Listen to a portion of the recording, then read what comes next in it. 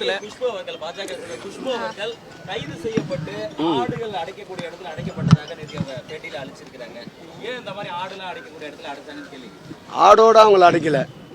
ஆடு ஒரு இடத்துல அடைச்சி வச்சிருந்தாங்க, இவங்களும் ஒரு இடத்துல அடைச்சி வச்சிருந்தாங்க.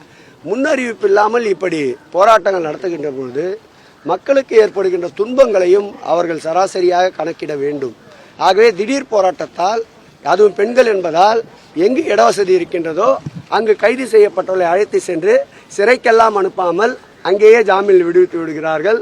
ஆகவே ஆடு அடைக்கப்பட்ட கொட்டகை வேறு, இவர்களை அடைத்து வைத்திருக்கின்ற கொட்டகை வேறு.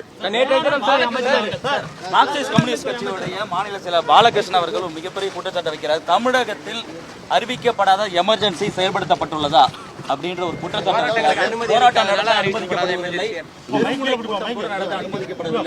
தமிழக முதல்வர் இது குறித்த கவனம் அவருக்கு அவர் எந்த கண்ணோட்டத்தில் இதை எடுத்து சொல்லுகிறார் என்று தரவில்லை. ஜனநாயக நாடு. இந்த ஆட்சியில்தான் கடந்த ஆண்டை கணக்கிட்டு பார்த்தால் 1000 கணக்கான போராட்டங்களுக்கு அனுமதி வழங்கப்பட்டிருக்கின்றது. அறிவிக்கப்படாத எமர்ஜென்சி என்பது கடந்த ஆட்சி காலம்.